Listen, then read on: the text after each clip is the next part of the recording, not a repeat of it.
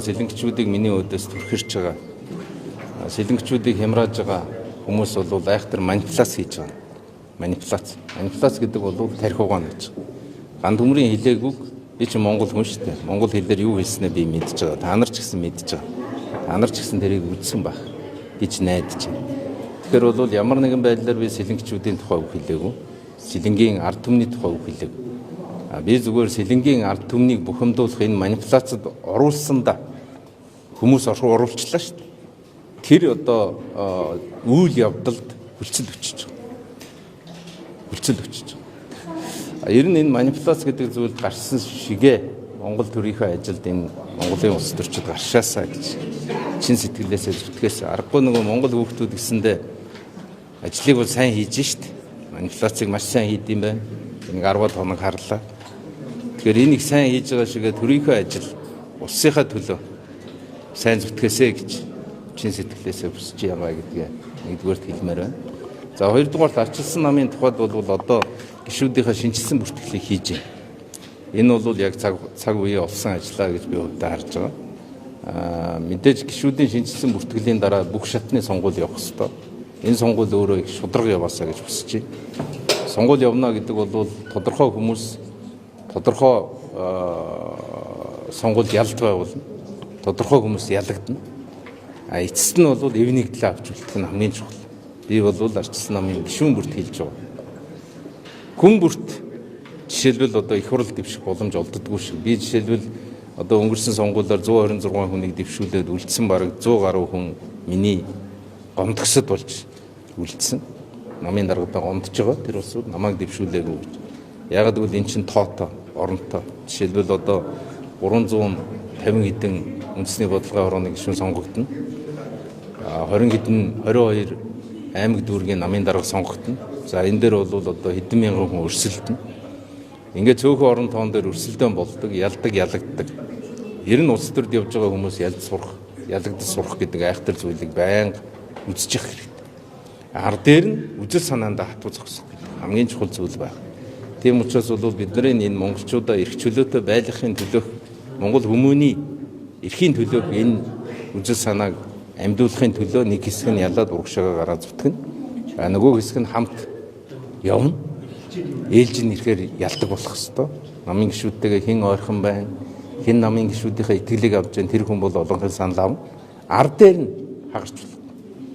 Миний одоо хамгийн чухал үзэж байгаа зүйл нөгөө зовлог үзсэн чавганцын үг гэдэг шиг ардчилсан нам өөрөө эвлэлдэн нэгдэж урталдаа нэг хэсгээ гаргаж чаддаг. Араас нь нөгөө хэсэг нь төрж чаддаг. Ингэж нэгдсэн байх гэдэг бол хамгийн чухал одоо зүйлээ. Энийг одоо бид нар морин жил энэ эв нэгдэл гэдгийг чухалчилж давж гараасаа гэж шин сэтгэлээсээ хүсэж байгаа. Та бүхнийг одоо үзэж байгаа намынхаа гишүүдэд ч гэсэн битгий хуваагдаарай.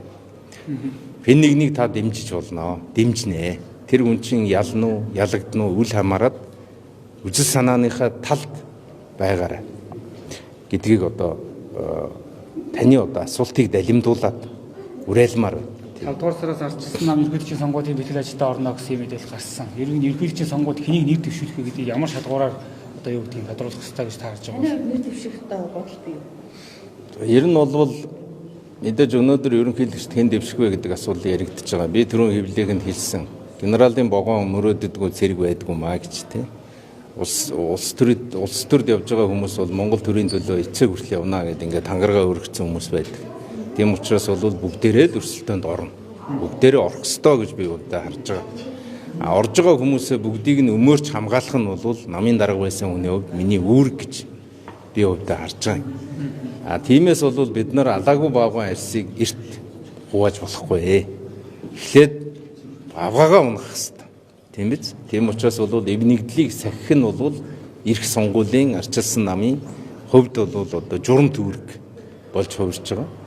Мэдээж намын дотоод хилцүүлгийг хизээнээс эхлүүлээд хизээ дуусахгүй гэдэг нь бол намын дарга нарын шийдэх асуудал.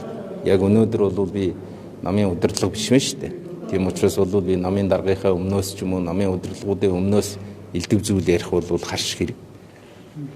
Би бол өрсөлдөөнд ороход бол бэлэн байгаа. Тэр нь өөрөө одоо бусдыгаа харлуулах ч юм тийм үйл явдал руу халтрахгүй байгаасаа би чин сэтгэлээс хүсэж байна.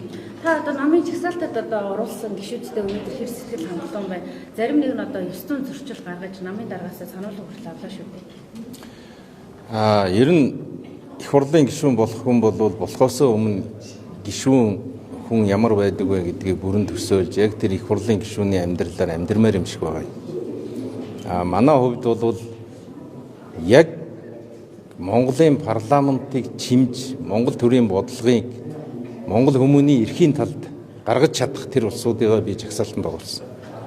Тэрэндээ бол би эргэлзэхгүй байна. Энэ улсууд маань энэ ард түмний өгсөн эрх мэдлийг ард түмэнд зориулах хэрэгтэй. Энэ бол одоо хатуу. Ингэж чадах юм бол энэ хүмүүсийг ард түмэн хүрээл. Ард түмнээс авсан эрх мэдлээ ард түмэнд биш тодорхой фракцад, эсвэл тодорхой бүлэг хүмүүст, эсвэл хувийн ашиг сонирхолд ямар нэгэн байдлаар эмоцод, сэтгэл хөдлөлт энэ эрх мэдлийг одоо ашиглах юм бол ард түмэнд дургуутсан.